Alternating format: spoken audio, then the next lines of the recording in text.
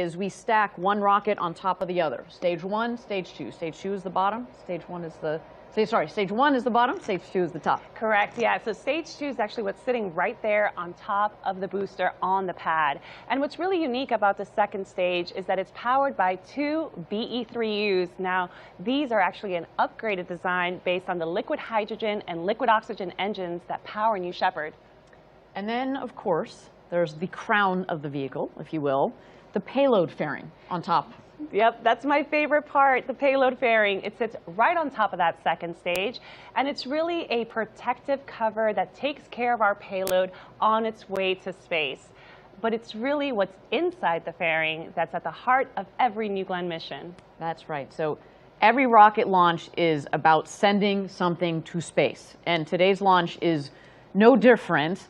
For this first mission, that payload is a pathfinder for another Blue Ring program, Blue Ring. It happens to be very near and dear to my heart because it's the program that I help lead. But before we get too deep into that, I am thrilled to say that we've got a couple other faces to meet this evening that are going to be bringing us all the action. So first, I would like to bring in my teammate Maggie McNeese from our government team in D.C. She's standing near Mission Control now. Maggie, you there? Hey, Ariane. Hey, Denise. We really doing this? This is happening.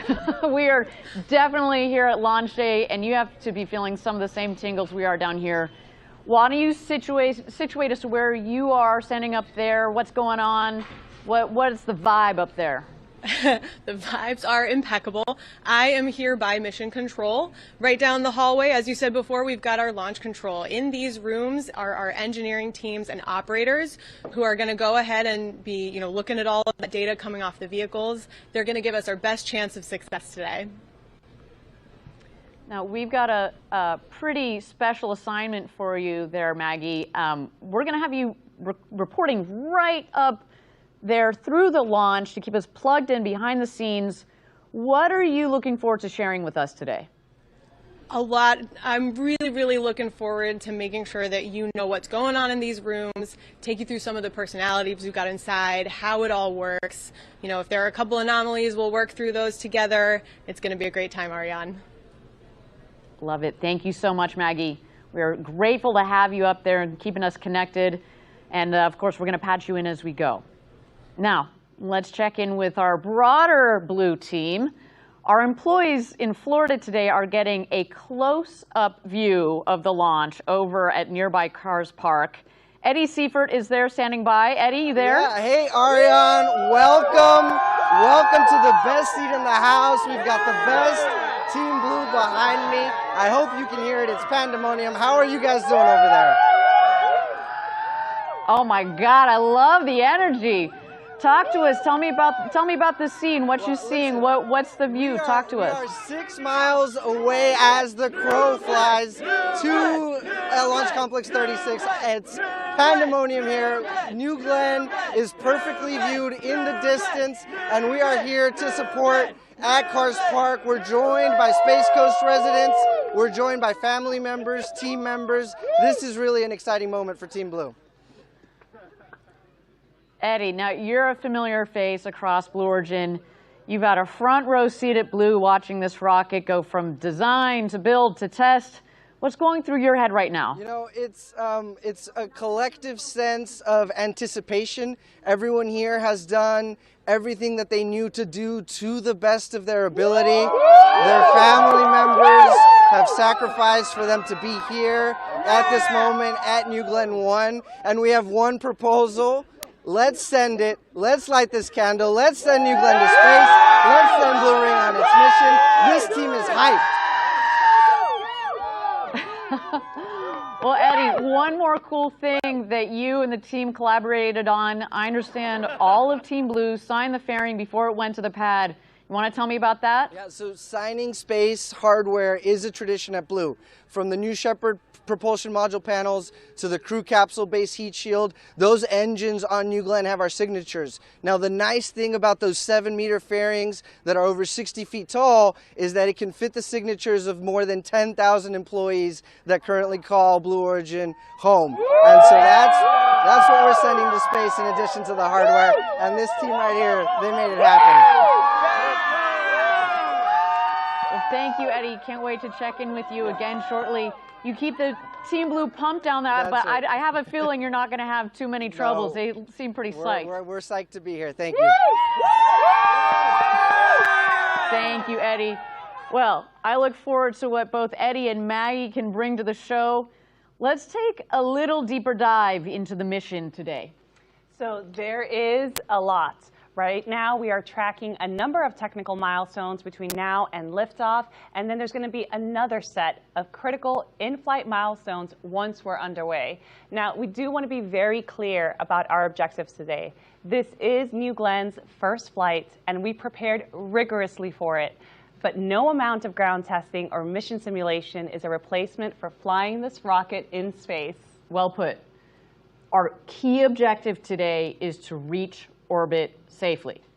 Anything beyond that is icing on the cake, bonus points, cherries on sundaes, whatever you want to call it. We know that landing the booster on the first try offshore in the Atlantic is ambitious, but you can't win if you don't try, and we are going for it tonight. And no matter what happens, we are going to learn, refine, apply that knowledge to our next launch, both, of course, in the design of the vehicle, but also into the operations. And about that booster, again, yes, we are going for it. New Shepard landed on only its second attempt in November of 2015. I happened to be on the ground for that in West Texas back in the day, and it was wild. And man, I can't wait to see if we can make some more history here with New Glenn, which our booster today has been named with a pretty cool name. You wanna tell us that? Sure is. Our booster's named So You're Telling Me There's a Chance. Classic 90s movie reference there for all you Jim Carrey fans. But let's level set here. You think we're going to stick the landing? Like if you were a betting lady in Las Vegas this evening? So we think it's possible. You know, the truth is that this is an enormous goal. We're trying to land a giant building-sized vehicle that's plummeting down from space. There's just so much complex engineering that goes into this. But you know, it's time that we try it for real, and today is that day. Let's do it. Let's put it to work. We'll see how it performs. But hey, no matter what happens, we're going to learn a ton, get loads of data, and apply it to NG2 and beyond. Now, that said, if we land this thing, I'm going to lose my mind. You and me both. Okay, good. Just setting expectations for everybody on this one.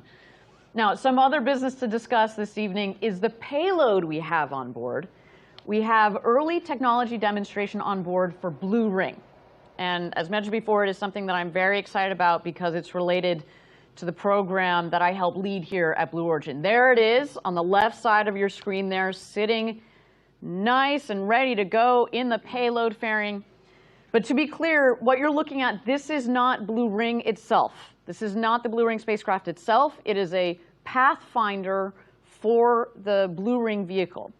And so the Blue Ring vehicle that we are building currently employs a lot of the same technologies and capabilities that are put in that vehicle that you see on the left of your screen. And today we are going to validate the communication capabilities from orbit to the ground. Now, it's also worth noting that today's payload is non-separating. So it's going to actually stay attached to the second stage throughout the mission as it powers on and it begins collecting data. For the broader system we're building, for the Blue Ring itself, you can think of Blue Ring as a utility vehicle, a multi-tool, or kind of a mobile service station that we can use to run errands around the solar system. Today, on this mission, it's a super cool pathfinder for that vehicle that will be flying. We have some exciting details to share a little later on. We're going to get way in depth on the exact technology that we're testing today, as well as Blue Ring. But I'll tell you right now, I'm super excited about not just the launch, but the payload, and for both, you know, the New Glenn team and the Blue Ring team. So much work has come together today. And that's why today is such a big deal. We're going to be laying the foundation of our mission to build a road to space for the benefit of Earth. Such an exciting launch and just so much to aim for. Yes, but to level set again, at the end of the day, we know that we're in this for the long haul. Today is just day one, the beginning of a new chapter for New Glenn. We're going to collect a significant amount of data, no matter what happens. And from our perspective, the way I like to put it, data is the currency of success. The more data we have, the better off we are. The longer we fly, the more data we collect, the more we can crunch on, so we can reinvest back into New Glenn for New Glenn 2 and beyond. Yeah, absolutely. And that data is really going to be critical for our engineers and our ability to evolve New Glenn into a fully operational program. You know, with New Shepard, we've flown 28 missions so far, and we've sent over 40 astronauts to space. And while we consider that system fully operational, that flight data that we get after every mission helps our engineers fine-tune the system. It helps us refine our procedures, reduces the overall time between launches, and perhaps most important of all, it significantly drives down the cost of spaceflight. And we have learned so much as New Shepard has progressed. And by the way, those learnings all come into play on New Glenn. We've integrated a lot of design and operational lessons from New Shepard into New Glenn.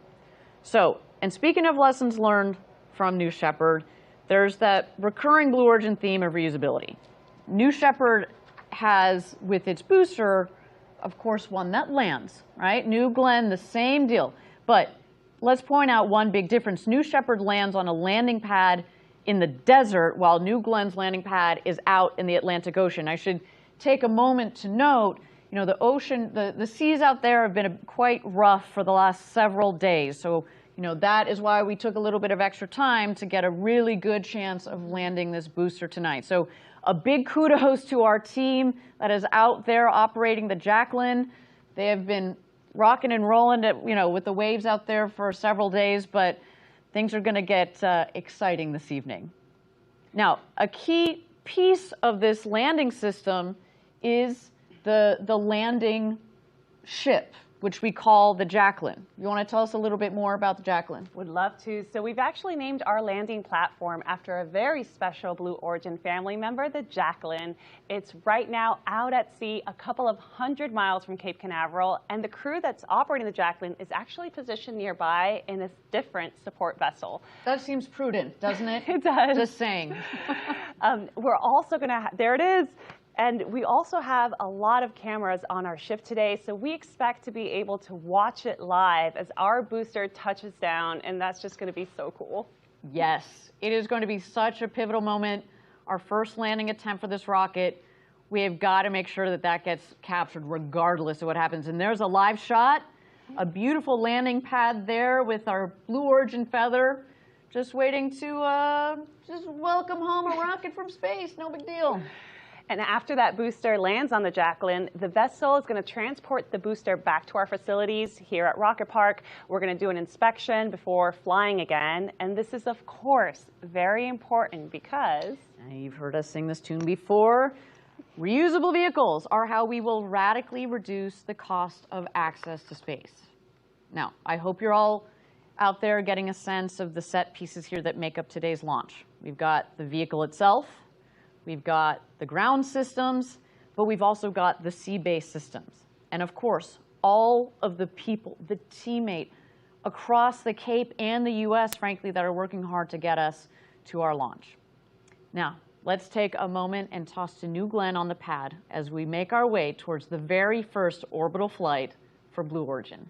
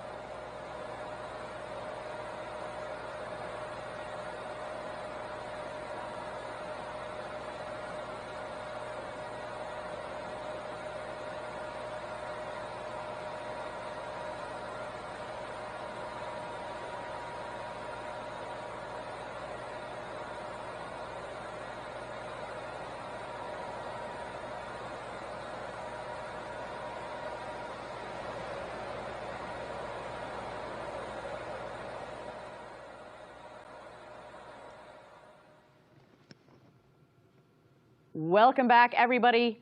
We are officially at T-minus 38 minutes and 57 seconds to go until launch, our first launch of New Glenn. I should note that as we go along here, you might see our clock bounce around a little bit. That's just our teams getting aligned and making sure that by the time we get down to 0, everybody's set and ready to go. But talking about ready to go, Denise, why don't you give us an update on the vehicle and its preparedness? Absolutely. So our team has already completed fueling up New Glenn's propellant tanks for both our first stage and our second stage. We are now entering the next step, which is called propellant conditioning. This is, of course, a crucial step because we need to make sure that those propellants are at the right temperatures and at the right pressures. We also need to manage pressure. You might have noticed that there's a lot of excess gases that are being vented from our first stage and our second stage. This is because our cryogenic propellants are so cold that they're experiencing something called a boil-off. So we are venting all that excess gas to prevent buildup and overpressurization. You may have also noticed on your screen that we have the flame stacks, or what we lovingly call the tiki torches. That's there as a safety mechanism to make sure that we are burning all that flammable oxygen and hydrogen, protecting New Glenn and our launch pad. So that is where we are right now. We'll keep tracking progress as we make our way to terminal count. Thank you very much. We will look forward to the next update on the team and the rocket there. Now, we mentioned that we're sitting in the rocket factory here. Blue Origin's mission control is right upstairs, right above our head. And we're very close to where the rocket is itself. So maybe if you zoom out a little bit, Denise, you can give us a sense from a geography-wise where we're sitting. We are super close. So behind me, I have a map of Florida. You can see very clearly here we have Merritt Island and Cape Canaveral. If you go ahead and zoom in, I'll show you where we are right now. We are right now at Blue Origin's Rocket Park. This is where New Glenn is built, integrated, tested. This is where we're coming in live from our studio. And just a short 8 miles away, we have LC-36, where New Glenn is standing proudly, waiting for its first launch. You just heard from Eddie and a few of our employees. They're just here in Cars Park, and if you're lucky enough to be watching from either Jetty Park or anywhere up down Cocoa Beach, you are going to get a great view of the New Glenn launch tonight. So that's the lay of the land here. It just really goes to show you how the full operation of New Glenn is nearby. And not only that, but New Glenn, the New Glenn operation is also right in the heart of all this great space history here in Florida. So the Atlas II and Atlas III launches took place from here. The Mariner, Pioneer, and even Survey missions. They sent spacecraft to explore Jupiter, Saturn, Mercury, and even the lunar surface. Here's some footage showing off the renovated launch pad that carries all that history. I think I speak on behalf of everybody here at Blue Origin that it's just an honor to be launching a next generation vehicle right here on top of all of that history. And the launch pad is so close. I mean, I know we're going to hear it and feel it in this building. I mean, I literally would not be surprised if lights start shaking. You know, from here, we can watch and hear just about any launch system that takes off from the Cape, and it gets loud. But we think this one, for New Glenn, may be one of the loudest ever. For one, the pad is just so close to Rocket Park, but also there's just the enormous size and power of those 7 first-stage BE-4 engines. And we have been talking about that rumble for years, and I cannot wait. As a California girl who has lived through a couple of earthquakes, I am ready for this one. This is going to be awesome.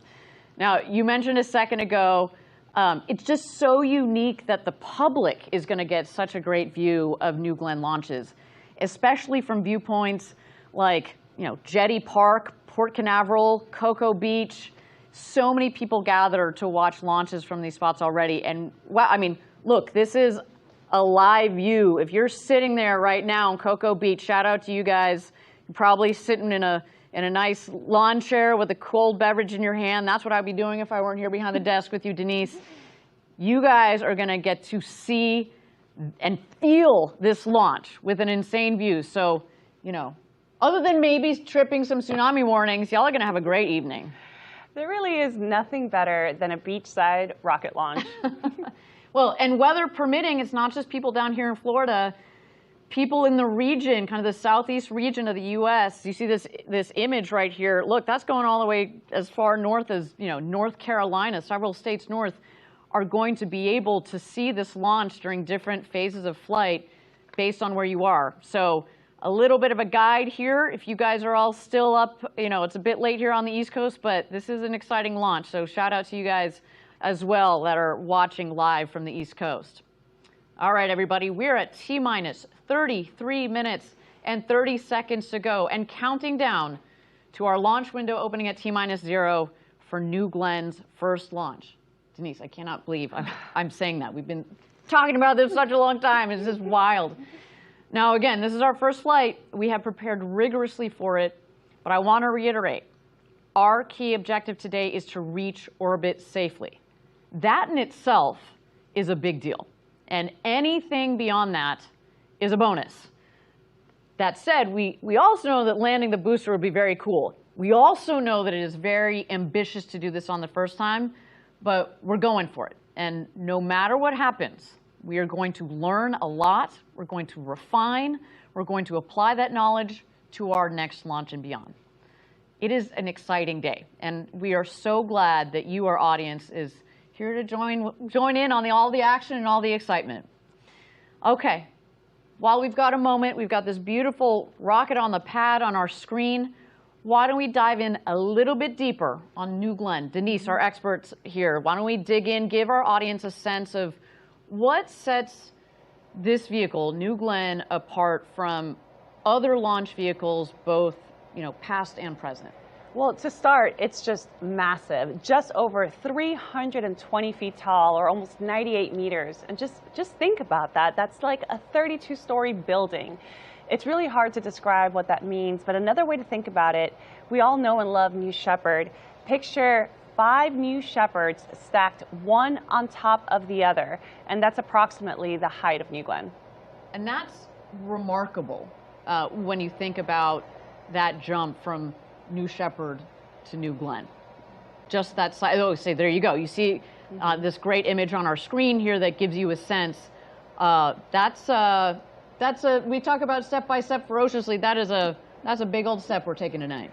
It's also amazing to think that New Shepard technically could fit as a payload right inside of New Glenn's fairing with room to spare on the sides. And as fun as that would be, we don't really need to ship New Shepard off to another planet anytime soon, as far as we can imagine, although that would be a pretty cool, sneaky, you know, 3rd and 4th stage if you count that capsule in there. But that said, we make this point because it speaks to future capabilities, like moonlanders, other large vehicles that are similar in size to New Shepard.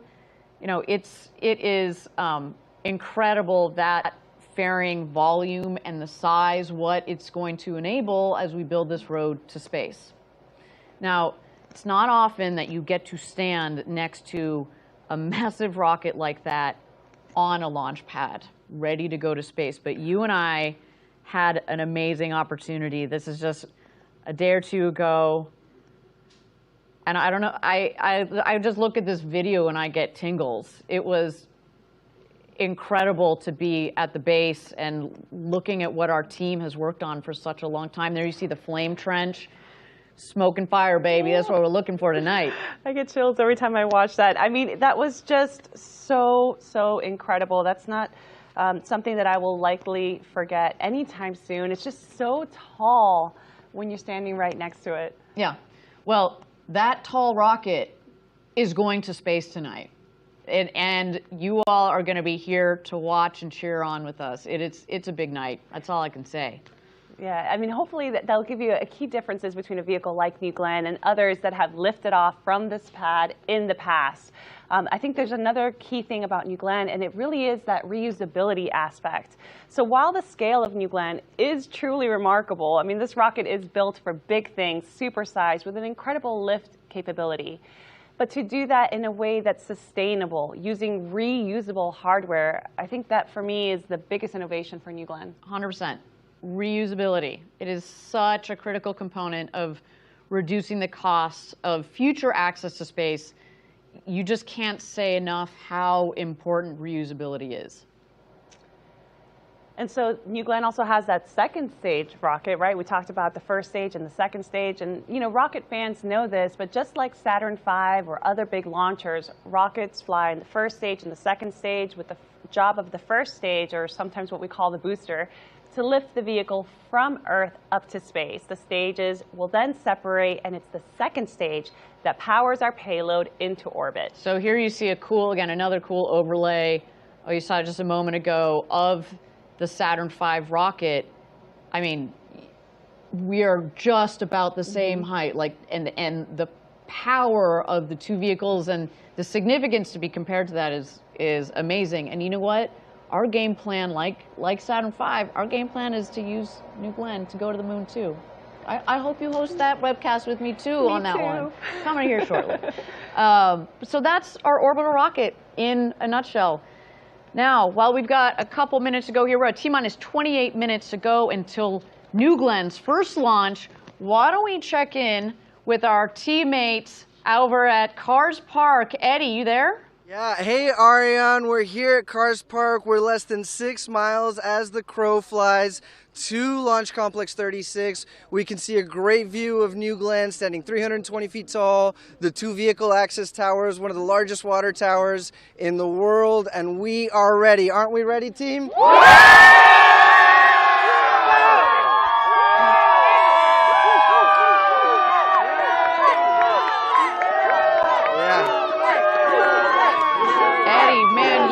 Quite the crowd down there, and I feel like it's grown exponentially since we saw you last.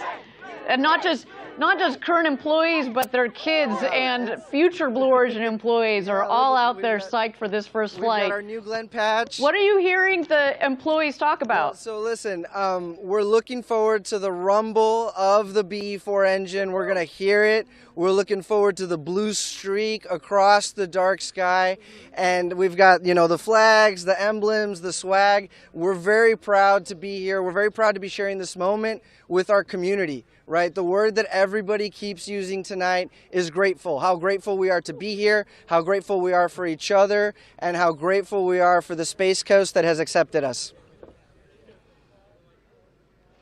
So a lot of these folks have day jobs here in the factory, and you're not far from us, but describe the view you're getting. How is it different from what people will see from here at Rocket Park? Yeah, we've got an unencumbered view of the launch pad of New Glenn. We'll be able to see that arc as Blue Ring heads on its mission, and we're very excited about that. The air is electric here. We're just buzzing with excitement, and we're thrilled to be here, really. I'm not going to lie, I'm a little jealous that you guys are going to get such a straight-on view of the launch pad. Though, not complaining. Denise and I have a pretty great seat here too, but thank you, Eddie. We'll be checking in back soon with you there again down at Cars Park. We've got one more chant for you guys. We're going to get loud for you.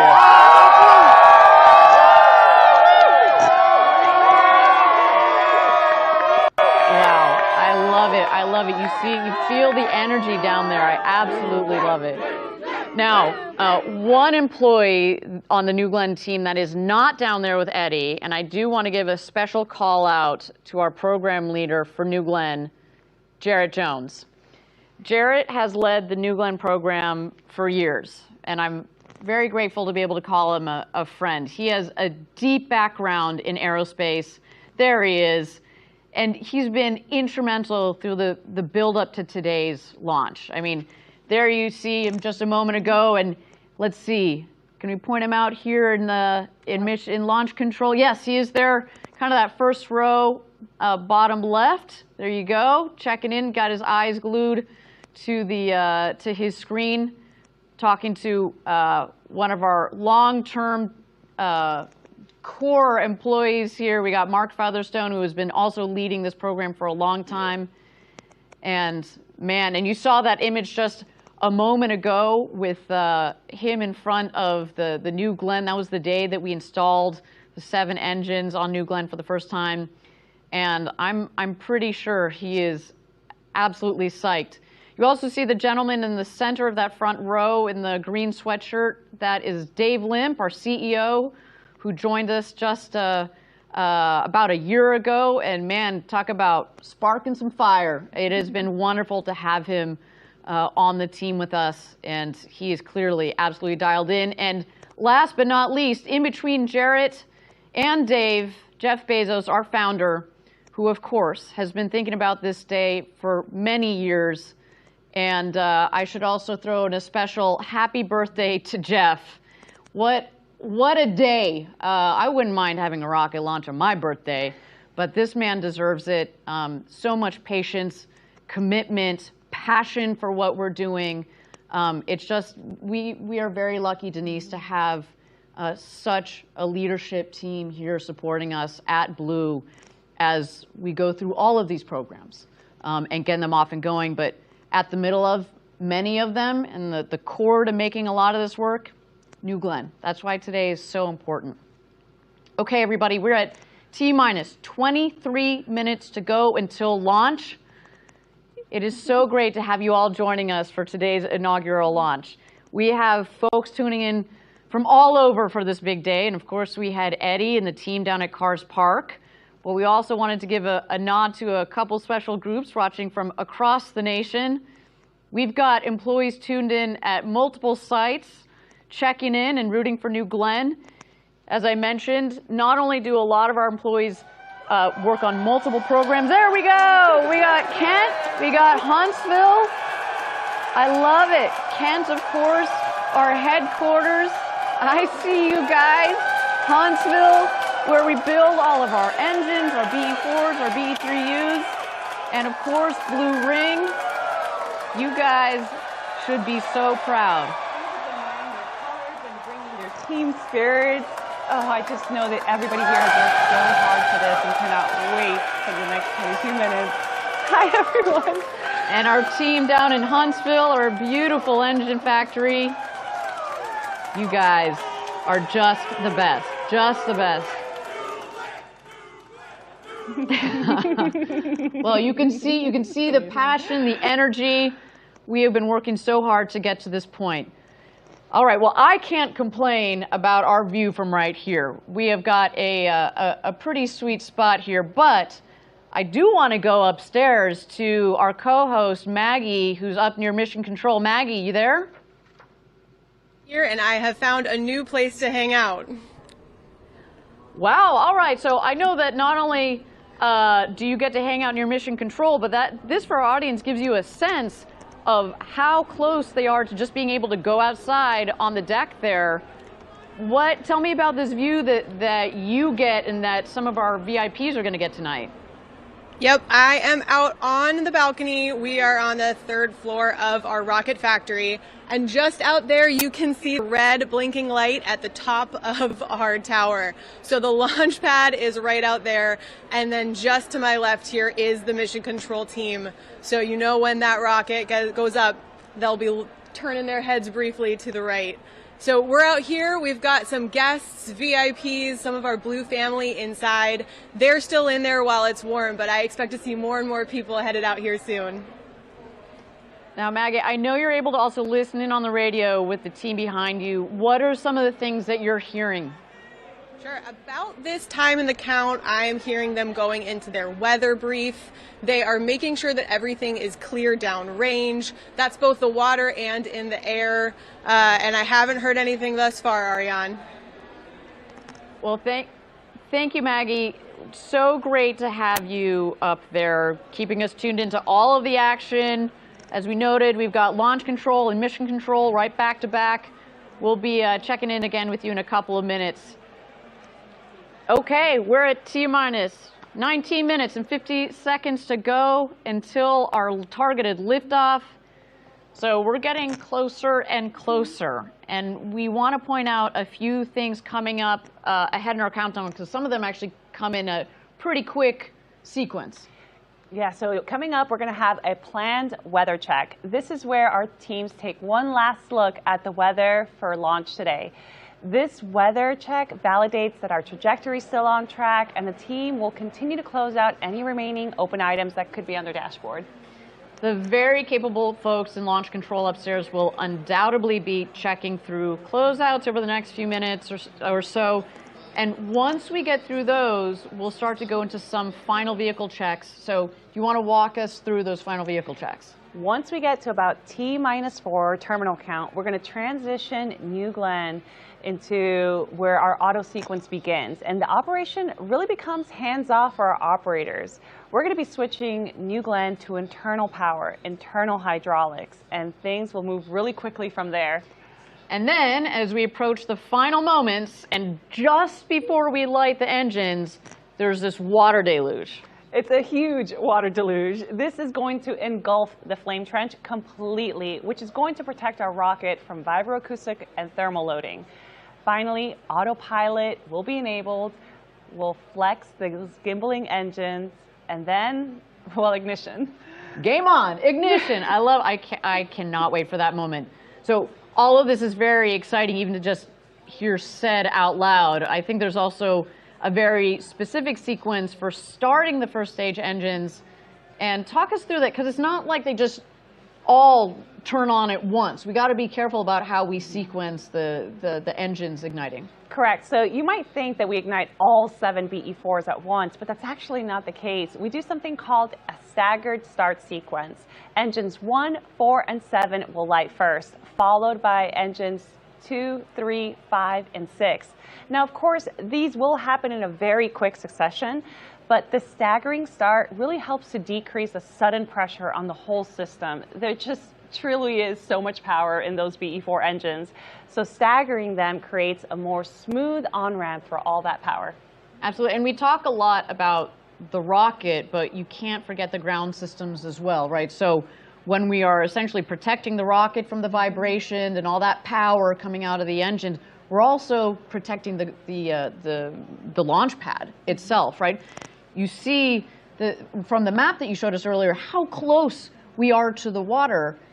The water table is just a couple of feet below the launch pad. And I should really talk, a lot of engineering went into the complete refurbishment of our launch complex. And so we want to take care of it. It's there for the long haul.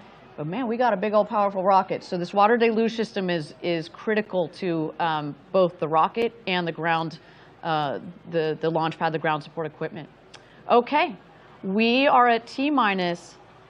We have just had a clock update here. We are at T-minus 37 minutes and 20 seconds to go until launch.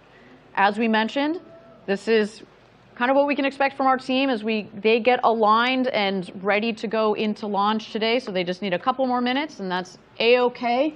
You know, we say this on the New Shepard webcast as well, which is we have spent years designing this rocket and, you know, months building it and months going into designing this operation. If we need a couple more minutes before we press go on this thing, that is A-OK with all of us. So with that, why don't we take a moment here to check out this beautiful New Glenn rocket on the pad, getting ready for its first mission to space ever.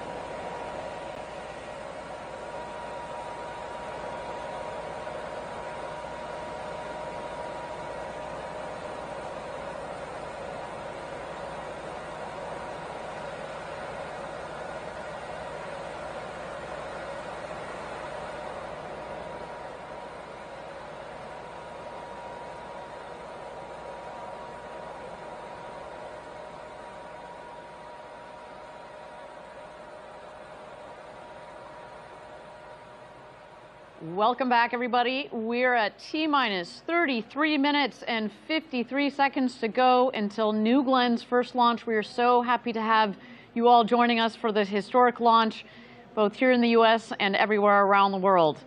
Denise, tell our audience, where are we up to in the preparation of our vehicle? So right now we're completing a systems functional check for New Glenn, and this is critical because we're ensuring that all of our systems are operating nominally. We're going to verify propulsion, avionics, guidance, communications, and even safety systems. Our engineers are also running diagnostics on all the BE4s and BE3Us. We're checking flight computers, we're checking telemetry. We're also going to do one final comm check. This is really crucial because we want to make sure that we're getting the right data between the rocket and the ground, as well as verifying the signal integrity. Now coming up, we're going to do one last weather check. This is where we get real-time data on wind speed, direction, temperature, humidity, cloud cover, lightning, even thunderstorms. Not just for the LC-36 pad, but we're also checking the weather where the Jacqueline is, so that she's ready to receive our booster. So that is where we are right now. Things are going to move quickly here. Thanks, Denise. And yeah, we should reiterate again, the weather, we got to take into consideration the weather here, but also downrange where the landing ship is, the Jacqueline. We've mentioned it earlier. Of course, that was one of the reasons why we needed to take a little bit more time before getting to launch this evening. The sea state out there, it was a little rough. They were rocking and rolling. And we want to give our rocket the best chance of coming into land and sticking that landing on the Jacqueline. There is the Jacqueline ready to receive the first stage of New Glenn so we can take it back home, refurbish it, put another payload on top and go again. But again, we should reiterate some of our objectives for today. The primary objective is to go to space, go to orbit safely. That's number one. And if we happen to land this booster, as we mentioned before, there are going to be a lot of people losing their minds, mine as well. So stay tuned for that. Now, Denise, why don't you go through a little bit more of the flow down there? So the Blue Ring team is up in mission control right now, also surely tracking their own checklist as they make sure the Pathfinder payload is ready to go to launch as well. Correct, yeah. So upstairs at the MC, we'll have a launch control and mission control. So our launch team is the one that's doing all these system checks on New Glenn, while mission control is making sure that they're doing similar system checks for the Blue Ring Pathfinder. Wonderful. And let's take a second and dig in a little bit more on that payload. The Pathfinder is a cool piece of technology, and really, it's just the initial demo for a vehicle program called Blue Ring that's quite far along in its own development. And we mentioned this earlier, today's demo is a non-separating payload. This means the payload tonight is going to stay attached to New Glenn's second stage for the entire 6-hour mission.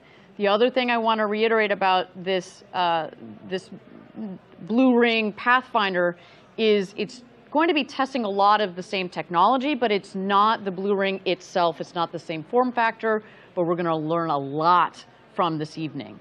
Now, what we want to, excuse me, I should say, as we talk about the Blue Ring Pathfinder, I want to reiterate that it's attached to the second stage and it will stay there as it orbits the Earth.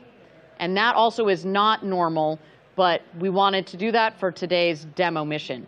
Now, today's demo mission on the Pathfinder is going to prove out some important components of our future vehicle, Blue Ring. And I get really excited. Clearly, I get so nervous I get excited talking about this. I love this program. It's one that I've had a hand in getting off the ground for the past year as part of Blue's in-space systems team. But I want to take you deeper into Blue Ring. Let's check out this video. Blue Ring allows you to do many different things with one vehicle. It's kind of like the Swiss Army knife of satellites. It does a lot, and it does it really well. Blue Ring is part of building that base layer of infrastructure in space that we at Blue Origin talk about. We can take up to 13 customers up to space, up to 3 metric tons, deploy those satellites, It's going to give them all the capability that they need to be able to be placed where they want, or they can use a lot of the capability inside of Blue Ring. It can do data storage, data computing, relaying the data. And it's going to be a massive asset because it now allows all these payload customers to offload all of their data relay and critical processing needs. You've got space domain awareness, you've got communications capabilities, and then you've also got this ability to host things on Blue Ring itself. For customers who need orbit maneuver, we can maneuver them between orbits, within an orbit. We can have nominally 3,000 meters per second of delta V with this vehicle, and in some configurations all the way up to 4,000 meters per second.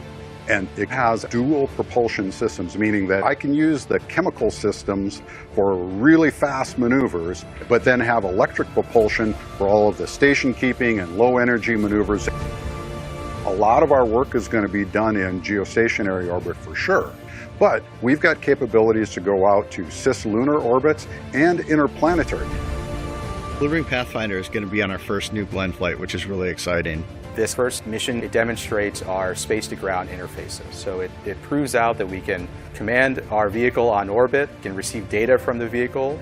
We'll be testing out and demonstrating a lot of the capabilities that will be hosted on the Blue Ring vehicle as a whole. We're building not just the transportation systems through New Glenn, but also the infrastructure that will help future generations take advantage of what space has to offer. Blue Ring is going to multiply what we can do in space and create the infrastructure like nothing else.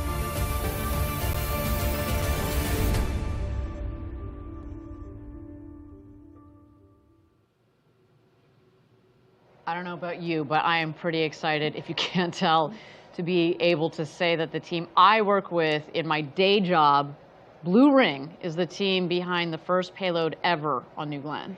It is so cool. Thinking about the way a vehicle like Blue Ring will open up access to space. I mean, that's really what it's all about. That key aspect of today's mission is that demo of space-to-ground communication capabilities for Blue Ring. You got it. The Blue Ring Pathfinder will be testing its ability to send commands to the spacecraft, receive telemetry, and edge processing software that will demonstrate local autonomy and machine learning that will be part of the storage and compute mission kit that's going to be flying on all of the future Blue Ring vehicles. So basically, it has a computer predicting if the spacecraft is getting sick. We're also testing radiometric tracking, which, by the way, helps in navigation by using radio waves to track the spacecraft's position and velocity. So basically, radiometric tracking uses radio frequencies to track where the vehicle is and where it's going. So Blue Ring is going to be very busy during this mission. It'll be sending and receiving data, it'll be tracking its own location and processing mission data real time. And all of this will be communicated over RF to Atlas antennas stationed in Hawaii, the state of Georgia, and even Australia. Yeah, these ground stations will collect telemetry and radiometric data, which is crucial for understanding how the spacecraft is performing and navigating in highly elliptical orbits in the MEO range. Now, this is unique because it allows the spacecraft to spend a significant amount of time over specific areas of Earth, making it an ideal orbit for certain communication and observation missions. And this is all part of proving how Blue Ring can navigate. All the data collected from this mission will be used to support the future production of the Blue Ring space vehicle, which undoubtedly will play a vital role in further space exploration and communication technologies. That data and experience gained from this Pathfinder mission will be invaluable for our engineering team. It really does pave the way for more advanced missions. It helps ensure the reliability and the efficiency of future Blue Ring vehicles. There you have it, folks. Now, Blue Ring Pathfinder is supported by the Department of Defense's Innovation Unit, or DIU. And let me tell you, we're so thankful for their involvement today. I should say they have been so supportive of our Pathfinder, but just the Blue Ring program in general. They are believers like us, so thank you to them. All right, with that, we're at T-minus 24 minutes and 3 seconds to go until T-0. This is NG1, the first flight of New Glenn, and we are so glad you're here joining us this evening. Why don't we take a moment to talk about our mission objectives for the launch? This is our first flight, and we've prepared rigorously for it, but we also know that none of this is easy. And our key objective today is to reach orbit safely. Anything beyond that is icing on the cake, bonus points. We know that landing the booster on the first try offshore is ambitious, but we are going for it. No matter what happens today, we are going to learn, refine, and apply that knowledge to our next launch. We're really looking forward to seeing how the vehicle performs. As I said earlier, more data, the better, right? We've pushed every single part, component, system in our testing well beyond its limits by design. But we also recognize that no amount of ground testing or mission simulations can replace the real-world conditions of flying this system into space, which is why we can't wait for the mission to get underway, see how things perform, and apply all the lessons learned to our next launch and beyond. It is an absolutely thrilling day. Again, we're so glad that you're here to share it with us.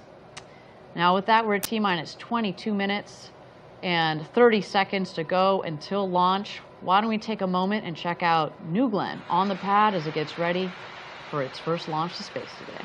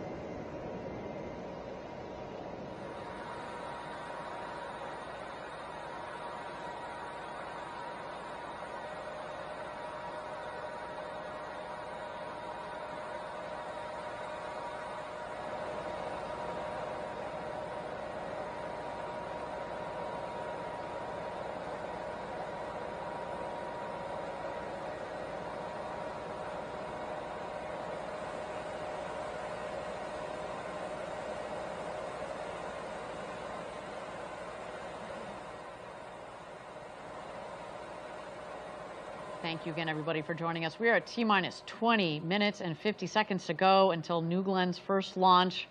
What a day for us. And, you know, it takes many, many smart people to bring a vehicle like New Glenn together. And one of those great people that I've had the pleasure of working with over several years is someone who now leads up customer integration for New Glenn.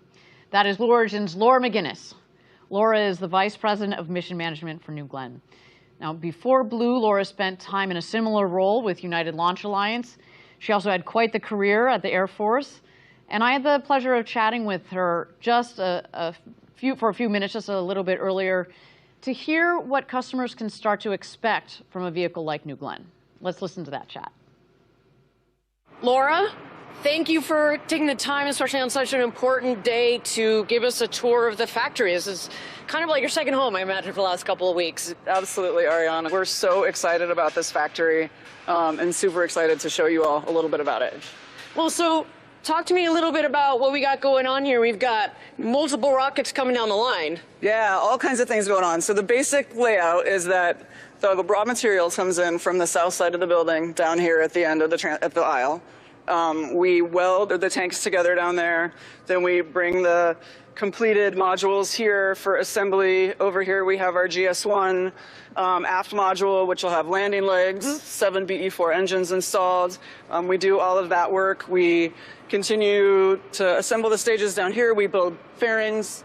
Behind the wall over here, our 7-meter fairing, which our customers love, and eventually we roll out the Glenn Stage 1, Glenn Stage 2, and the fairings out of the north end of the building. Those are all transported 8 miles over to Cape Canaveral Space Force Station and are assembled in our integration facility over there prior to launch. And that's also, of course, where we integrate the payload as well. Just talking about customers a little bit, what have the various customers been saying about what they're excited about? We're working with our national security customer right now on certifying New Glenn because they really need an additional launch system. Right. We're also working with our NASA customers. They've got a lot of interest in the size of our payload fairing, both for rideshare kinds of things as well as large telescopes and large instruments. Commercial customers are thrilled about our capability of bringing many small spacecraft to LEO. And we've already been doing some integration precisely with these customers. How has that process been going with our customers? We know our customers make us better. So these customers, many of them have been launching different missions, different systems for years and years, and working with them to understand their needs, understand how we can adapt our system to best meet their needs. So that's kind of the longer term work that you and your team have been doing. But let's get back to NG1 for a second. What have the last couple of weeks been like down here at the Cape? It's not simple to take this whole system into a successful vehicle. I would say one of our best learning opportunities was our integrated launch vehicle, Hotfire. Video was unreal. Yeah, it was awesome. Beautiful, it was awesome. Glowing blue is like a, all right, this is game time. Totally, yep. This launch, NG1, what are you most looking forward to? When it is go time, when the rocket lifts off, what do you think that's going to feel like? I mean, I will say I love that final 4 minutes when we pick up terminal count and we're counting down and the room is super quiet, the energy, the excitement, the moment, and then feeling that lift off, seeing it on its way over the horizon, and then hearing that final call out that we have inserted our payload customer successfully into orbit is like just an amazing moment, and I can't wait for it. I know New Glenn's going to do it. It's going to be a great day.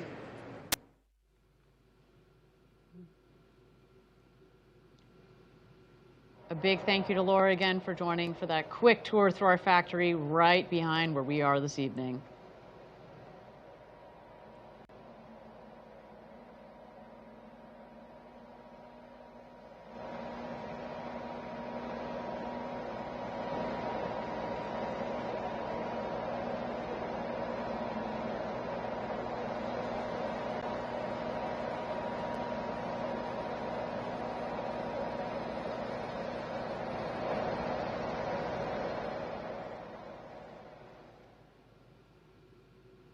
Okay, we are at T-minus 31 minutes and 6 seconds to go until NG1.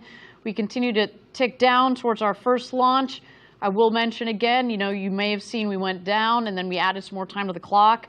That is just fine. That is our team taking a couple more minutes to make sure that all of their procedures are aligned as we tick down towards T-minus 0. So you might see a little bit more of that happening here. While we've got a little bit more time, why don't we talk about the flight profile for this evening's launch? What is that going to look like as we see this vehicle fly today? We've imagined New Glenn's flight for so long. We've looked forward to this day, and I'm so excited just to see another vehicle of this size flying from the coast of Florida. We're going to be feeling the power of those BE-4 engines here in the studio very shortly. After liftoff, there are a number of important milestones in the flight that we'll be tracking, so let's go ahead and take a detailed look at what New Glenn's first flight is going to be like. New Glenn lifts off from Launch Complex 36 on Cape Canaveral. 7 BE-4 engines will ignite and propel the rocket upward with over 3.8 million pounds of thrust, or roughly 17,000 kilonewtons. The vehicle will quickly reach supersonic speeds as it climbs through the atmosphere. As the rocket ascends, it will encounter maximum aerodynamic pressure, known as max Q, at around 40,000 feet, or 12 kilometers. This is the point at which the stress on the vehicle is at its highest. Around 3 minutes into the flight, the vehicle will turn off its engines, marking the end of the boost phase. Shortly after, the reusable first stage will separate and begin its journey back to Earth. 2 BE-3U engines on the second stage will ignite and propel it onward into orbit with the payload. The reusable booster reorients in the vacuum of space using its reaction control system.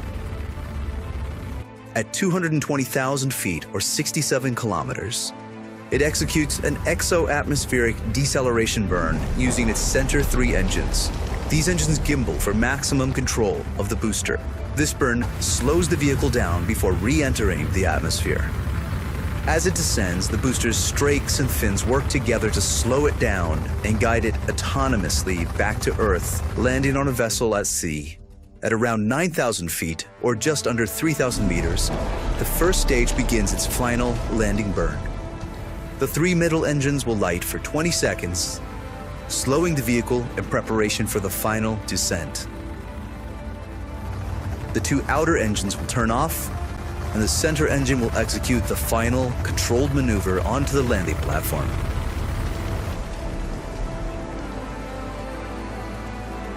The vessel will return to Cape Canaveral to prepare for its next mission. Meanwhile, in space, the second stage will continue to power the payload towards its final orbit. At around 400,000 feet or 120 kilometers, the payload fairings will jettison. New Glenn will deliver an unprecedented range of payloads. Large satellites, dual payloads, orbital vehicles, large constellation dispensers, even moonlanders destined to establish permanent human presence on the moon. This is New Glenn. This is how we will build a road to space.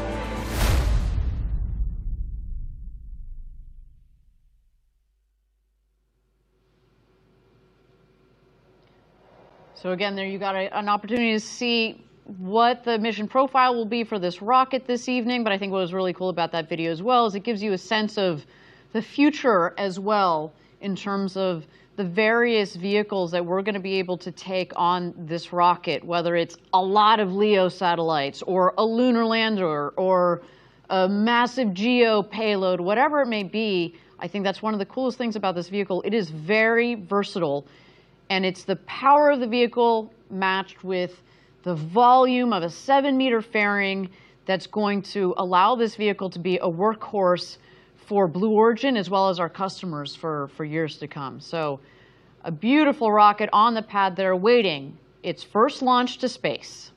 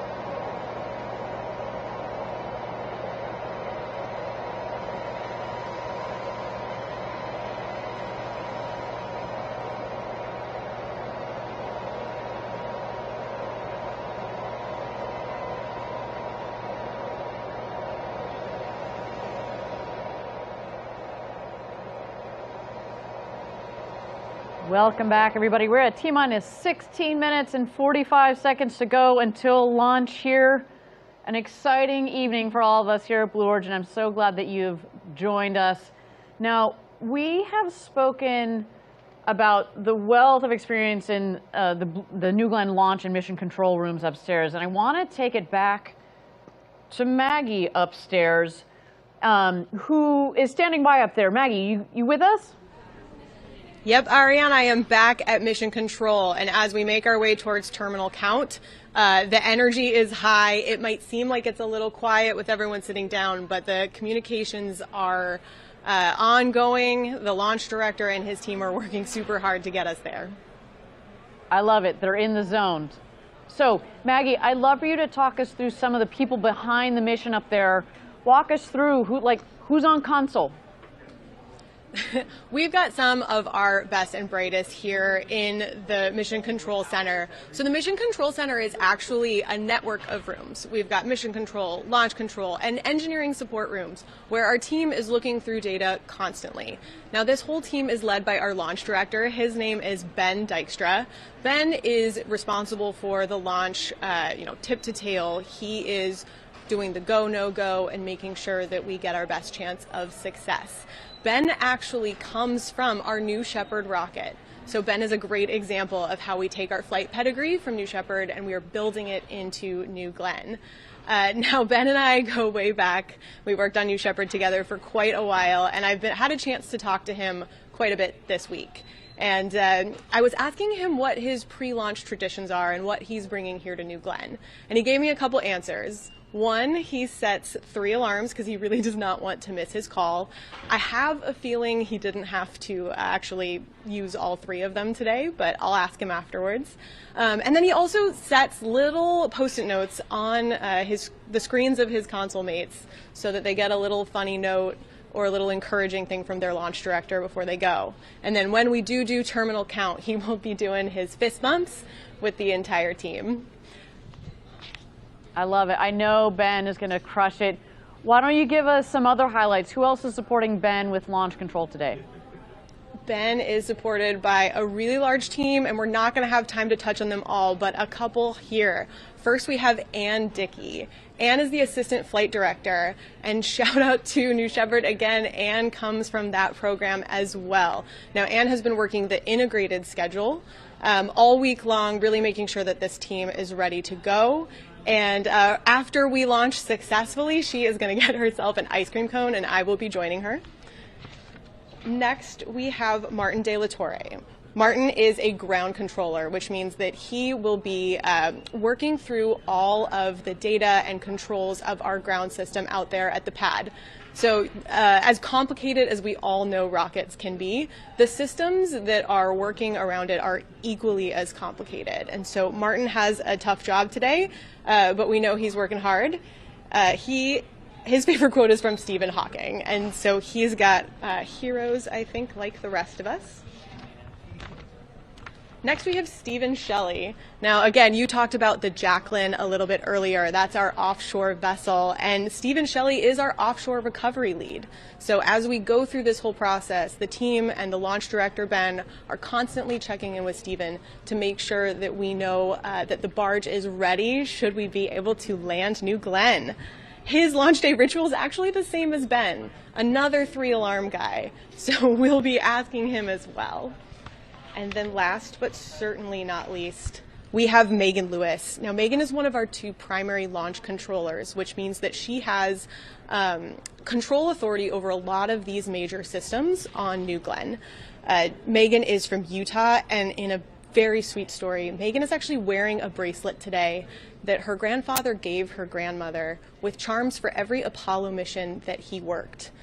So a really incredible legacy of spaceflight in that family, and they're bringing it to the Blue family. So we're really proud of them today. Megan Lewis and team, led by Ben Dykstra, are getting it done. I love it. Just some wonderful stories, and each one of them has their ritual. I'm glad that it seems like their alarm system has worked, because yes, they are all on console and ready to rock and roll today. That's a good thing. So, hey, Maggie, stay plugged in up there for us, and we will keep checking back in with you.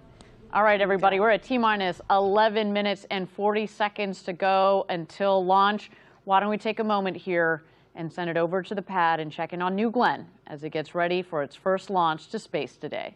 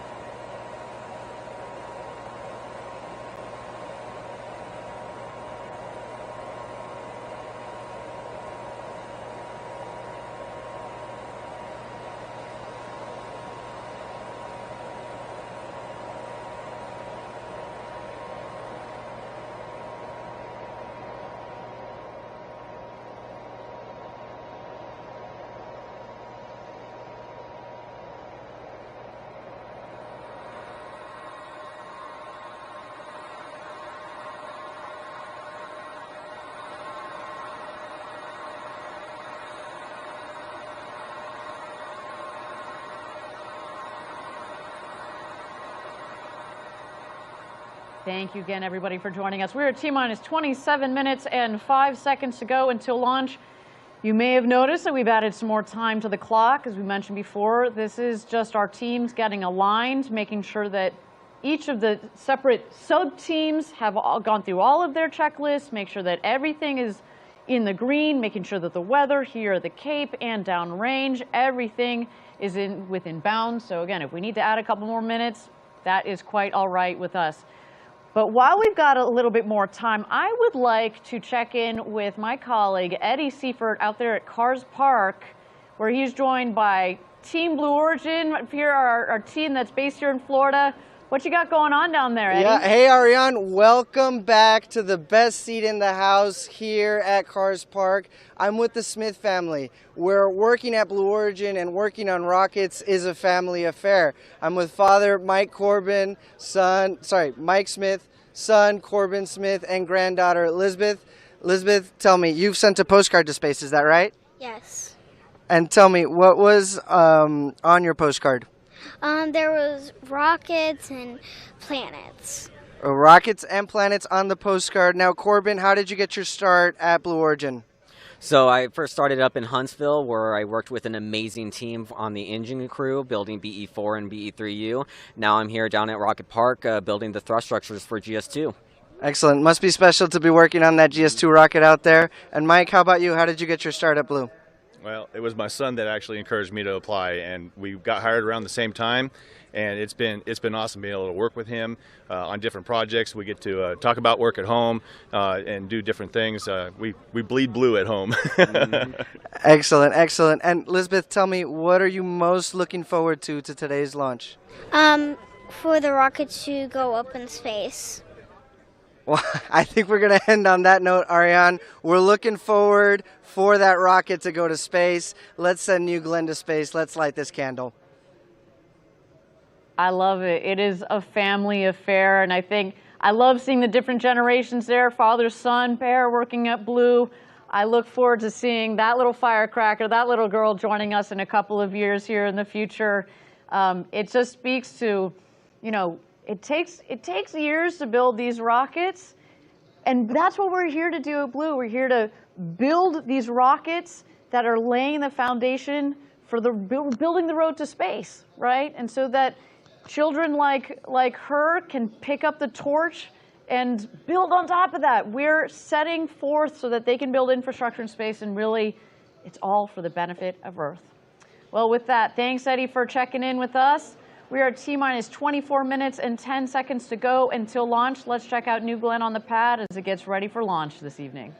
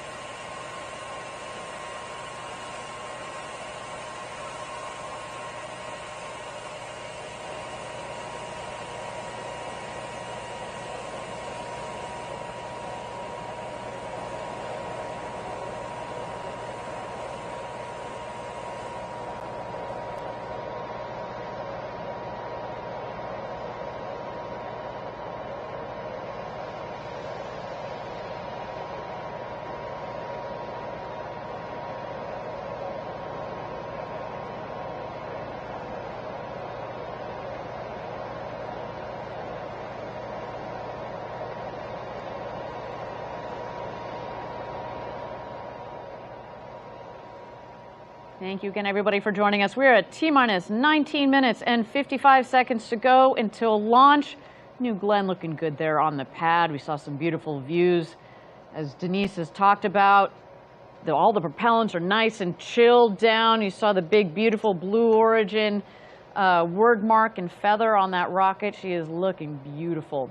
But we do have a little bit more time here. Why don't we take a moment to talk about the BE4 engines. We're looking at the vehicle right now. At the base of the vehicle, oh, that's a pretty shot right there. You see the 7 nozzles of the 7 BE4 engines. You want to tell us a little bit more, Denise? Yeah, so New Glenn is powered by 7 BE4 engines. Now, these are the nation's first reusable, oxidizer-rich stage combustion booster engines.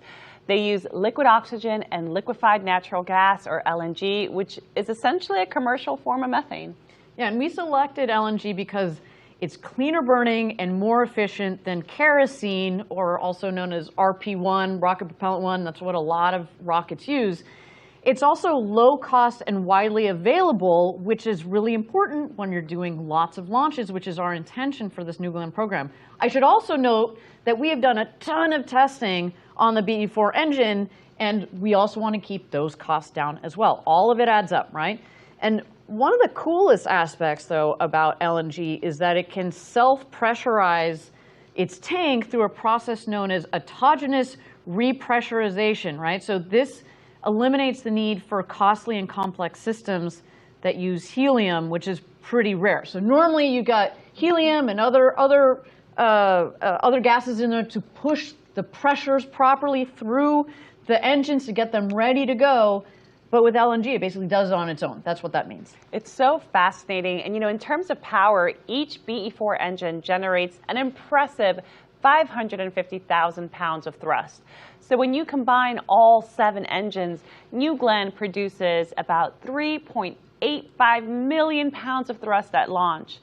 And just to put that into perspective, that's roughly half the thrust of a Saturn V rocket, which took humans to the moon. Imagine that power of 200 Boeing 737 airplane engines all firing at once. That's what we're looking at. And that is a ton of power. You see that these images here, this video, this is from our test facility down in West Texas. And man, oh man, I have been down there actually for one of these tests. And our facility down in West Texas is in this valley. And it just reverberates. You feel like you're in the inside of a drum. It just shakes the entire valley, and I mean, it's just incredible. And we're putting 7 of those at the base of this vehicle. The other thing you should see in that video there is that it burns this really cool blue color. So that's another.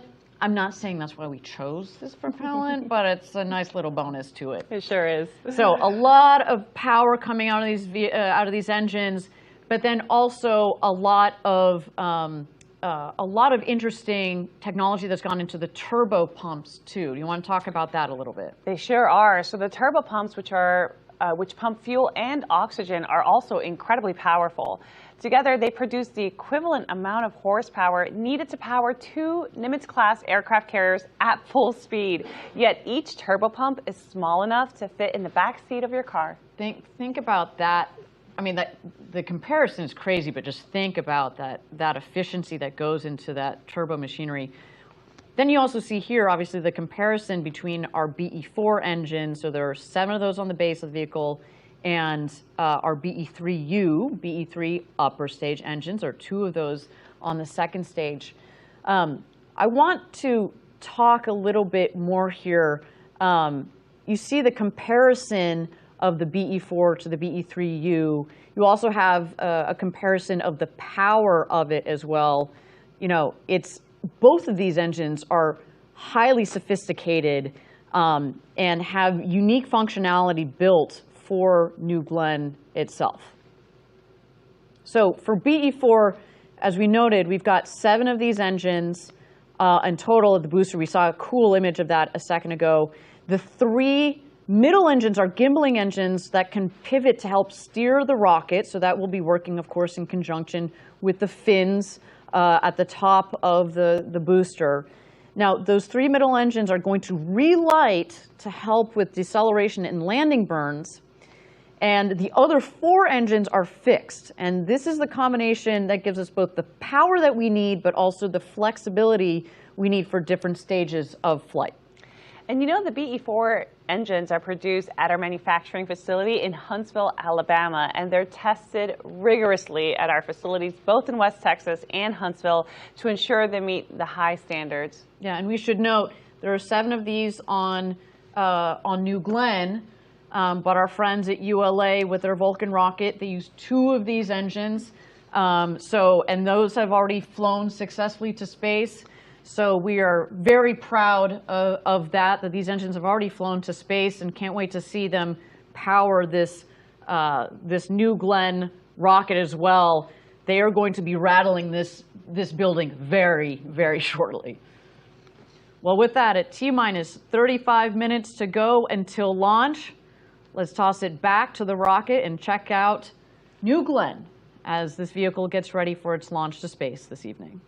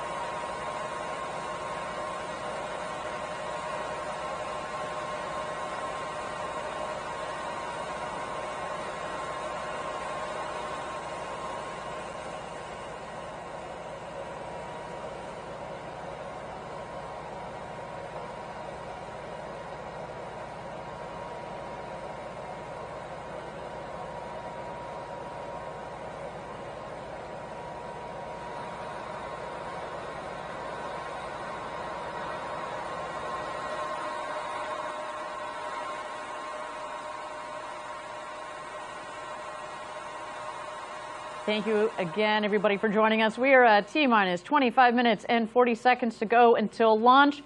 You may have seen we've been adding some time to the clock. This is to allow our teams to go through their checklists. Keep in mind there are multiple sub-teams that are up there in launch and mission control. We want to make sure that everything is ready to go, and if some of those items on the checklist take a little bit of extra time, we are going to do so, especially since it is NG1. We want to make sure that everybody is prepared and everything is aligned. We should also mention, again, we have to keep our eyes on the weather, both here and downrange. So with that, let's continue to check out New Glenn on the pad as this rocket and our teams get ready for NG1.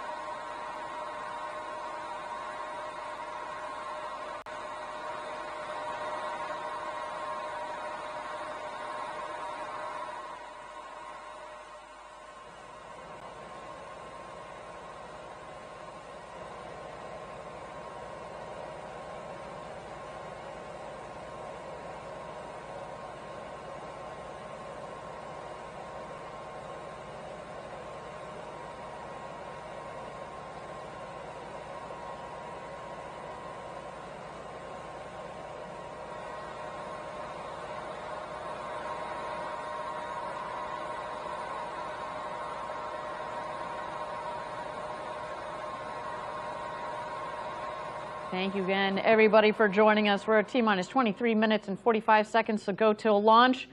With all this action going on upstairs at Launch and Mission Control, why don't we check in with our friend Maggie. Maggie, you got me? Loud and clear, Ariane. Right on. What's going on up there? What are you hearing about the status of our teams? Yep, things are busy. The team is continuing to work through a few anomalies before we can proceed into terminal count. So we've got the engineers looking at all that data. We've got the controllers working through workarounds. So something that I think people don't always think about is that we have an enormous amount of what we're doing here in pre-launch procedures that's, scripted. We can plan it. But when off-nominal things are happening, we've got a team of controllers who can manually operate these systems. So the team that we talked about in our last bit, they are actually going through and able to turn things on and off, put different pressure through different valves. They are working through everything they can to make sure that we have a chance to launch today. Fantastic. Yes, it's, we run through, when you talk about all the preparation for a launch, of course, we talk about, testing the rocket itself, but we also go through a lot of these simulations in terms of the operations with our team. And you test as much as you can, you go through as many rehearsals as possible, but sometimes day of, you gotta put that's why we got the really smart people in there so that they can work through whatever it is they're finding that might be a little bit off, and that's what our team is doing up there. Maggie, what Ariane, else? Sorry, go ahead. No, the team here has gotten some good practice. I think we all saw the hot fire that we recently successfully made it through. So that is, almost everything up until launch. Before that, we had a successful second stage hot fire. Those are those BE3U engines. And before that, we were doing tanking tests, mass simulators. We've done component testing, system testing. And a lot of the engineers that are working in this room are actually responsible engineers on the floor. So they've gotten their hands on this hardware. They know their systems. Excellent. Very good point. I think that I've always appreciated what we do here at Blue Origin. We tend to rotate our engineers. A lot of them, as you said, get to go down to the floor, see their hardware maybe that they've designed, talk to the men and women that are fabricating, but then also assembling the vehicle. They are very, very in tune, in touch with this vehicle. So if there are things for them to work, especially in these last minutes, we've got the right team to do it. Maggie, I want to thank you again for bringing us all the details. We've got a couple of minutes to go here. We got 20 minutes and 47 seconds to go until launch. Why don't we take a look at New Glenn as this rocket gets ready to go to space.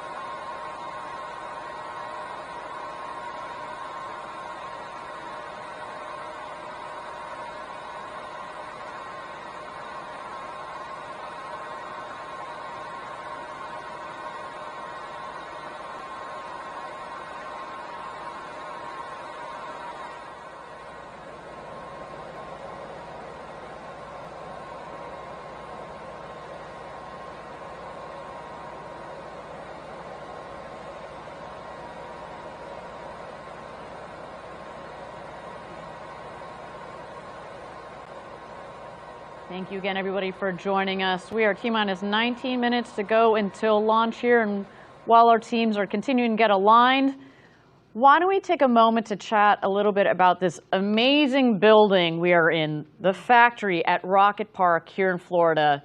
This is where it all comes together, where we bend the metal on New Glenn. I literally see people down there bending metal, pulling, putting the components together, testing, cleaning. But also, not only do we talk about, just all the intricate pieces and parts here, but to build a rocket like this, the sheer scale of the facility here, this factory, but also the other buildings around here are just mind-blowing. It really is quite impressive. So Rocket Park is essentially where we bring our rocket dreams to life. We're talking about state-of-the-art manufacturing and assembly areas designed to produce rockets efficiently and, of course, sustainably. This is where the stages of New Glenn come together. Yeah, exactly. And the folks here at Rocket Park are not just building rockets, they're really shaping the future of space travel. I should say, I've had the good fortune of being here for 10 years now, and I have seen this facility, the whole park, in addition to Launch Complex 36, come together, and it is just amazing. Like, really from the bottom up, and the ability to build the next generation rocket in the next generation rocket factory. Like, our team is given what they need to make just an incredible vehicle. Why don't we take a deeper look at the home of New Glenn, Rocket Park. Welcome to Blue Origin's Rocket Park in Florida, the home of New Glenn. This is where our orbital rocket is designed, built, integrated, launched, refurbished, and reflown, all within a 9-mile radius along Florida's Space Coast. Rocket Park is an active operations site for many Blue Origin activities, including manufacturing, integration and testing for New Glenn, and production of our Blue Moon lunar landers and future programs. Florida's Space Coast is 72 miles long and steeped in more than 6 decades of human spaceflight history. We stand on the shoulders of giants. New Glenn will help us build a road to space for the benefit of Earth. It's the foundation of everything we will accomplish. It will deliver cargo and crew to anywhere, including the moon, and help us establish a permanent lunar presence. It will enable us to harness the resources of space and launch all kinds of infrastructure to make space accessible, usable, and affordable for humans. The factory on Merritt Island is the centerpiece of Rocket Park. It's here where New Glenn is built and tested. The high bay is where New Glenn becomes real. Raw material enters at one end, and completed rocket stages roll out the other side. From there, New Glenn heads to the surface coatings facility for its thermal protection, paint, and artwork. It then heads to tank cleaning and test, or TCAT, for pressure testing and cleaning. The factory is also home to New Glenn's Mission Control. On launch days, Mission Control comes alive as the rocket rolls out from its hangar down the road and goes vertical at Launch Complex 36. This historic launch site was rebuilt from the ground up just for New Glenn. Protected by 2 lightning towers, almost double the height of the Statue of Liberty, New Glenn prepares for liftoff at mile marker 0. This is where the road to space begins.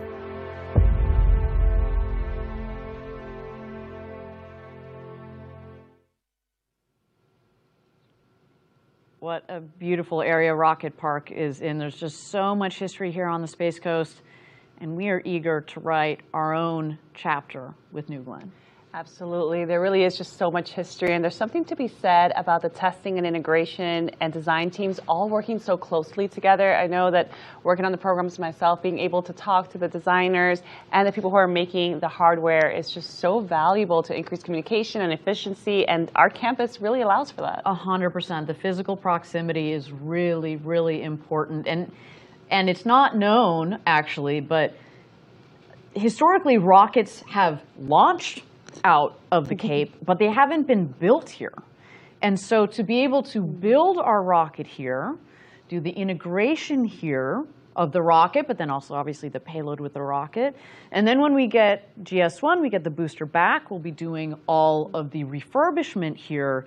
That is so important, that co-location, to have that all come together. And, you know, I love that video because you see all the action. As I mentioned, you know, it's so funny. I was looking through photos earlier today, and I've got photos in the flame trench when they were just putting it up. Amazing. You know, they were pouring concrete. You know, I remember being in this facility when there weren't doors on. It was just, you know, dirt on the ground. I remember no joke, we had a poll when they were clearing the land for this rocket park as to how many turtles we would find, because we have to relocate all of the turtles because there's incredible wildlife in this area. So of course we wanted to make sure that we protect those animals and the wildlife. And so we had a poll as to how many turtles we were going to find. God, I wish I could remember. I was going to say, do you remember? I know. I didn't win it, clearly. But, you know, there's just so much work that went into building this facility from the ground up. And to be here today is just, it feels surreal in many ways. And, you know, I was just talking a little bit about the factory itself, but the launch complex, you know, LC-36, as you touched on earlier this evening, has been around for a long time, has been where many historic rockets and missions have launched from. And we basically stripped it down to the ground and rebuilt it for this world-class rocket for decades to come. You know, we invested in this facility knowing that we're going to be here a while.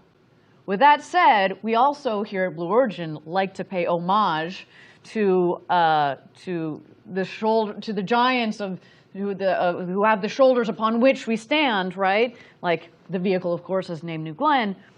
But also what's really cool is, and you can't quite see it here in the dark, but we kept what's called the blockhouse. So during a lot of the previous launches, there would actually be a crew in the blockhouse, which is not very far from that launch pad, when they launched a rocket. This thing is like a concrete fort, basically. It's not very big, and on the inside, it's got these massive, heavy doors that close to protect the teams. To be very clear, we're not using that blockhouse tonight. We don't use it in our operations, but it is something that we have kept on site because of the history that is in that facility. I hope that one day I'll be able to go back in there. I did get a chance to peek my head in a couple of years ago. It feels almost like what's the right way of putting it? It feels like a step into the past. Yeah. You know, the old computers and like, you know, the ashtrays. They're literally cigarettes that are still there from back in the day. We don't allow that in our launch control rooms. But again, clearly a throwback to the past.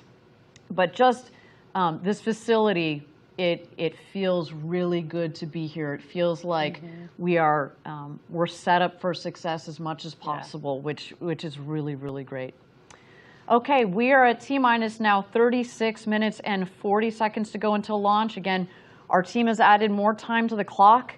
They are working through their checklist. There's clearly some things that they want to spend a little bit more time on, and that is okay. I will reiterate, we have spent years designing this rocket. We have spent months and months designing this mission, building this particular vehicle as well. The design and test that's gone into the engines that are powering this rocket. If we need a couple more minutes, especially on this first launch, that is okay with us. You know, we want to give our team the right time and the space that they need to, you know, to work on whatever they got going on up there. I also want to, you know, keep in mind, my understanding is that the weather continues to stay inbounds here at the Cape, as well as out at sea. But for the moment, we have decided to put more time on the clock, which means that we still have a chance, still have the opportunity to launch this evening.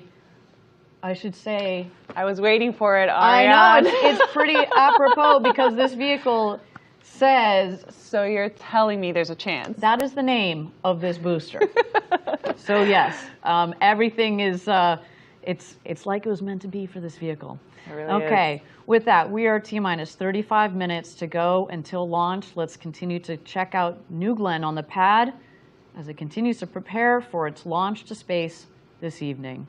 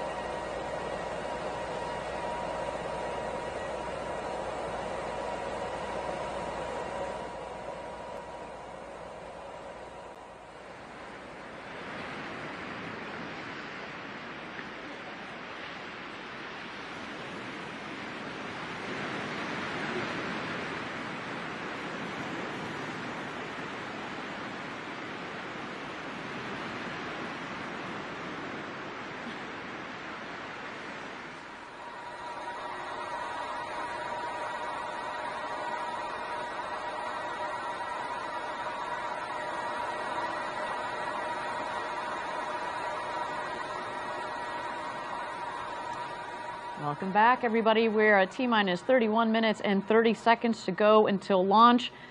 As you may have noted, we continued to add time back to the clock. That, of course, is to make sure that our teams are aligned. I do understand that we're working an issue. That is okay. That means, if we're adding time to the clock, it means that the team thinks that there might be a possibility that we can sort it out so we can get to a launch this evening. So we're going to give them the time that they need. Beautiful beautiful view of the vehicle on the pad there. From the outside, she sure looks ready to go, but of course, there's so much that goes into a complex vehicle like this. But since we do have some time, why don't we take a closer look at our vision and mission at Blue Origin? As we've said time and time again, we're building a road to space for the benefit of Earth. This vision isn't only about exploring space, it's about making life better here on Earth.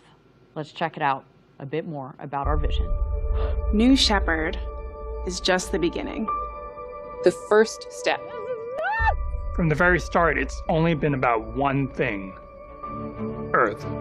Earth, our Blue Origin. We've sent robotic probes all over the solar system, and it's full of wonders: gas giants, rocky moons. Earth is the best planet. It is not close. Despite the variety, despite the wonder in the solar system, there's no place like home. Earth is our home, and there is no other place like it. All life on Earth are uniquely matched to this planet. There's nothing like it anywhere else in the solar system. Not even close, no way. We have no choice but to preserve Earth. Preserve this planet, this one. we get to focus on the future, and the future is nothing without Earth. For almost all of human history, Earth has seemed big. It seemed big, but we now know it's small, it's finite. And we know that the rate that we're using Earth's resources is not sustainable. Earth has things that we need to work on in the here and now. But there are also long-term problems. We can't wait to work on the long-term problems. We have to work on both. One fundamental long-term problem. We will run out of energy on Earth. It's just arithmetic. It's going to happen. Humans have always used about 100 watts of power. That's our natural metabolic rate. But in our developed technological society, we use over 10,000 watts of power per person. Humans' use of energy is not actually a bad thing. We live in an era of dynamism and growth.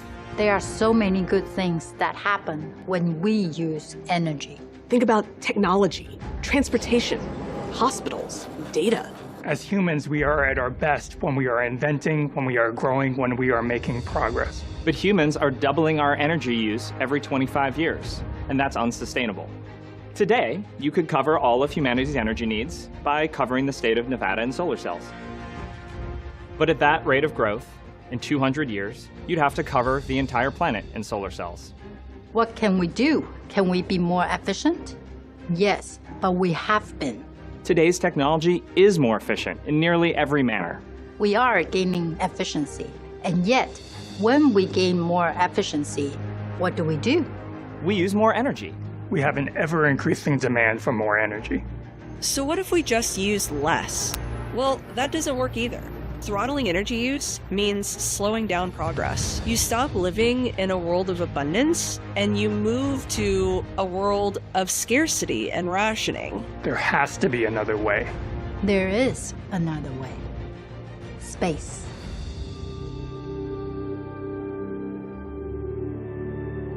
Space is full of abundant resources and energy.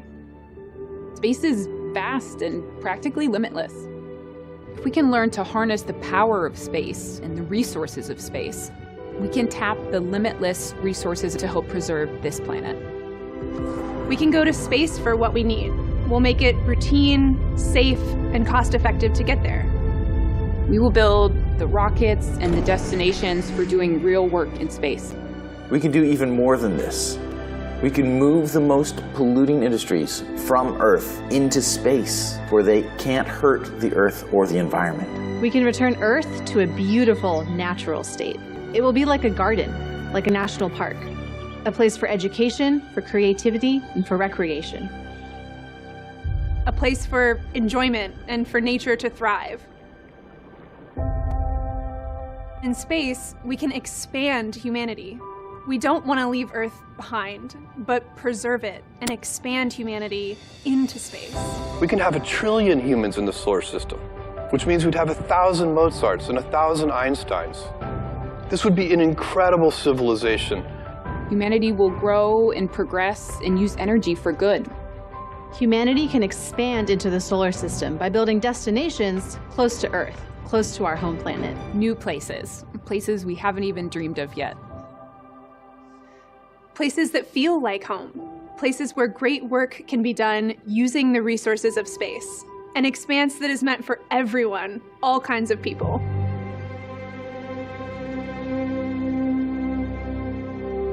This is a hopeful future. An enduring human presence in space. Space is the long-term solution for Earth. We are building a critical part of the infrastructure that's going to allow others to unlock the road to space so that future generations can unleash their creativity. It won't be easy. Space must become much, much more accessible to make this vision a reality. Big things start somewhere, and that somewhere happens to be today. There are certain gates we have to go through, certain prerequisites. If we don't do these, we will never get there. First, we have to radically lower the cost of access to space. This means reusable rockets. We have to get really good at using rockets over and over. Reusable rockets, reusable engines. Once you learn how to do that, you can basically start spinning this flywheel where the more you fly, the cheaper it gets. The cheaper it gets, the more you fly. Launch, land, repeat. Going back and landing a rocket is really hard. And it is absolutely essential that we get good at that so that we can drive down the cost of launch vehicles. BE-3, BE-4, BE-7, all made from the ground up to be reusable propulsion systems. Operational reusability. That means making space travel as routine as air travel is. This is what will radically bring down the cost of getting to space. And we are bringing all of that learning to New Glenn, the next step of building the road to space. Once you have low-cost access to space, the next gate becomes harnessing the resources of the solar system. There are so many more resources up there in space than there is on our planet. I mean, everyone's familiar with this idea of locally sourced goods, and this is just a really extreme version of that. The moon is where we'll learn to do all this. The moon has a vast quantity of resources. And if we can learn to harness those resources, we can travel without stressing the Earth. That's the goal. We'll go to space, and we'll use its resources to power our transportation and build destinations. Anything we need, we will use the stuff in space to make it happen. The moon is the next thing. We're going back. It's time to go back to the moon, this time to stay.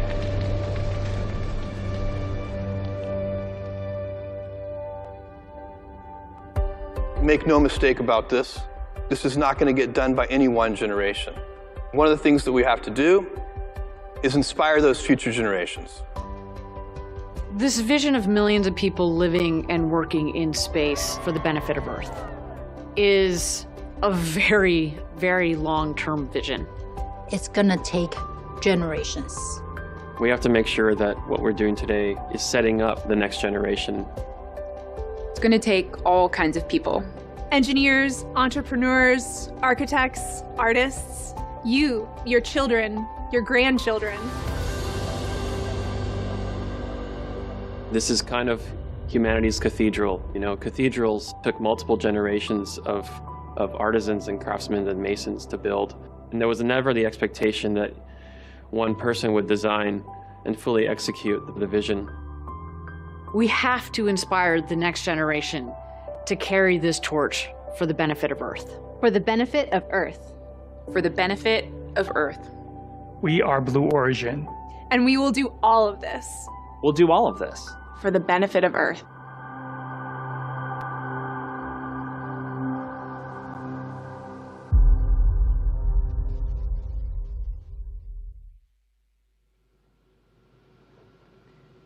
such an inspiring message. You know, actually our very name, Blue Origin, means Earth, right? So, you know, when our future generations are out there looking back, they will look back at their blue origin, at Earth, right? And so we really need to protect this planet. The other reason why I love our name, Blue Origin, is it means Earth. It means all of us. We are building these really cool, you know, pieces of space technology, not only just for one country, not only for one hemisphere, it really is for the entire world.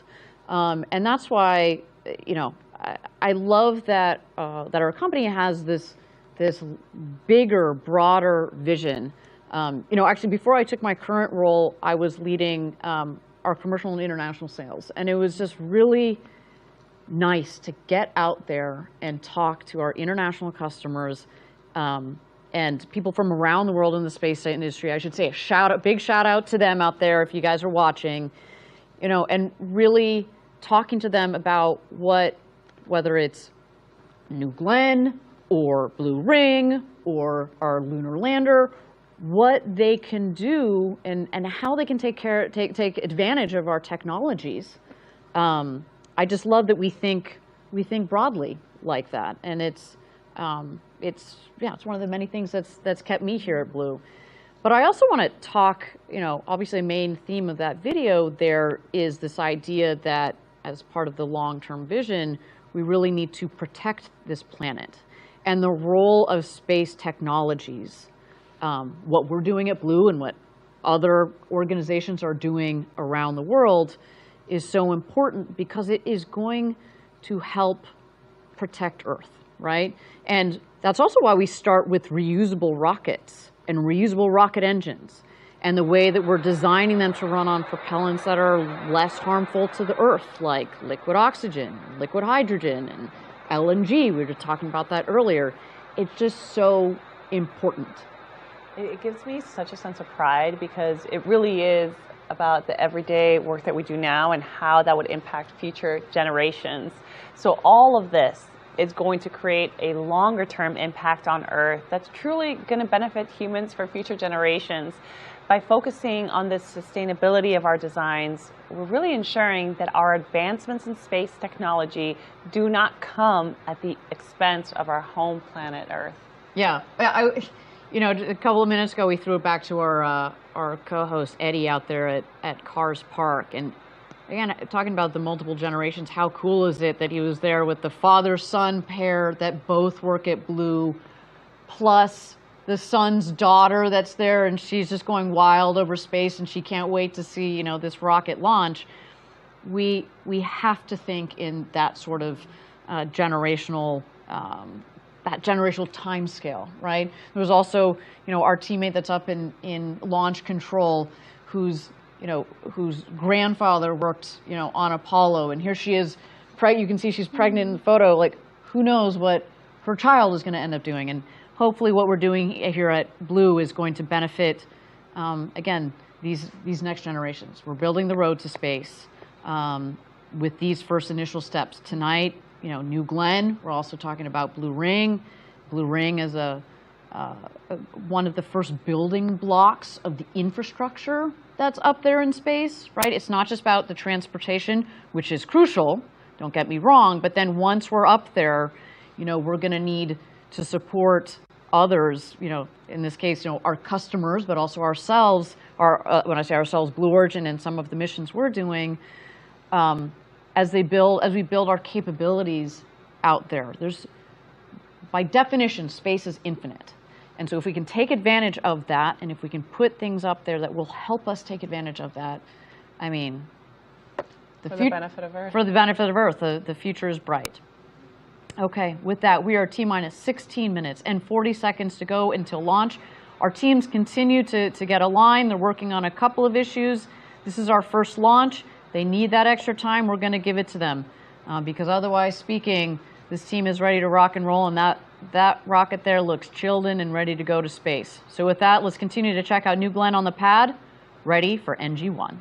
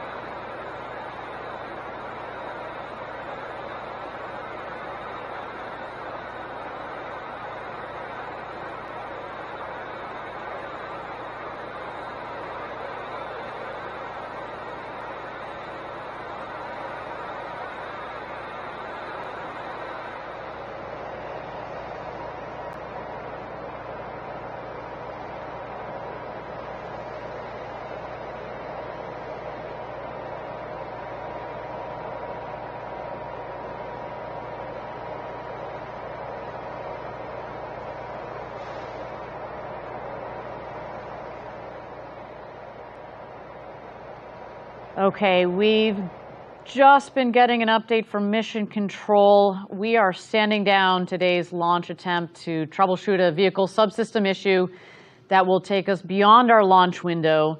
We are reviewing opportunities for our next launch attempt. So we've scrubbed today's NG-1 mission to give the team more time to work that issue, and we're reviewing what other things that we might need to get done in that period. When we know when the next opportunity is, of course, we will let everybody know. Now, to give the viewers a sense of what happens next, the launch team is now working to detank and safe the vehicle. From there, we're going to assess, as mentioned, what other things we might want to get done in our downtime, and that is what's going to guide when the next launch opportunity will be. Follow us on social media. That's the way to stay up to date on announcements for that next launch attempt.